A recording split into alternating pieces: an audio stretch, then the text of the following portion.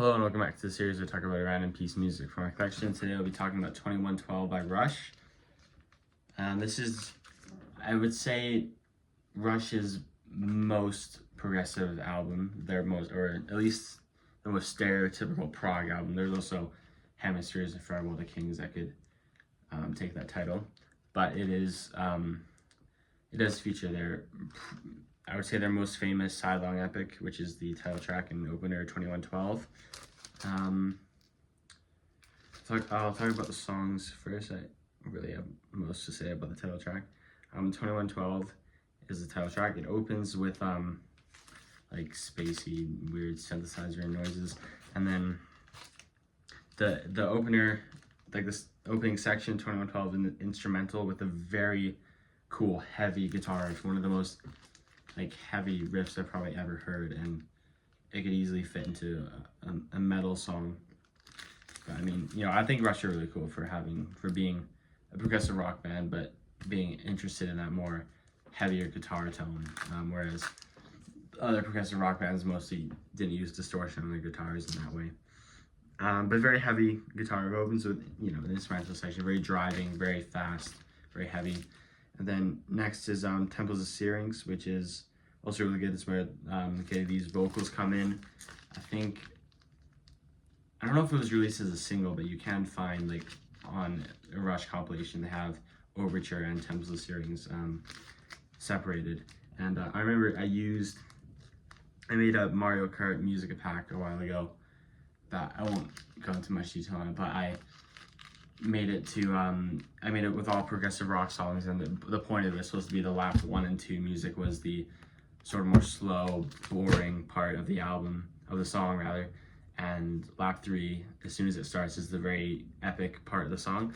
And I used 2112 for Waluigi Stadium on Mario Kart Wii, but that was one of the songs where the first part wasn't really the boring and the second part wasn't really the epic. It was kind of all epic. But I did use the opening of 2112, like the very start, whenever the guitars kick in, and then lap 2 started with Temples of Syrinx, which I think is pretty cool, but that's really beside the point.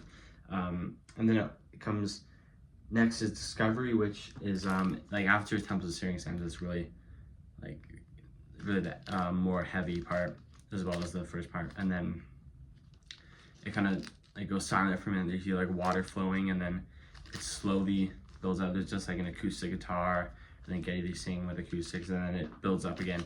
And it's really cool, kind of pop, almost like ballad, almost like a soft ballad in the middle of a epic. And the other sections I kind of really forget. It kind of goes back and forth between the very heavy driving part and then back to the quieter part later on, like throughout the whole epic. The only really song I really have anything else to say about is the Twilight Zone. I just really like the chorus melody of that. I think it's just kind of it, but it's a bit heavier, and then the chorus kind of almost calms down a bit and then comes into a nice chorus. I will say I bought this at Old Retro Store in Inglewood, and it is, I remember I went to the store and there was this guy and a girl looking at records, and they pulled out this album and they looked at it for a bit, and they like made stupid jokes about the cover, the back cover.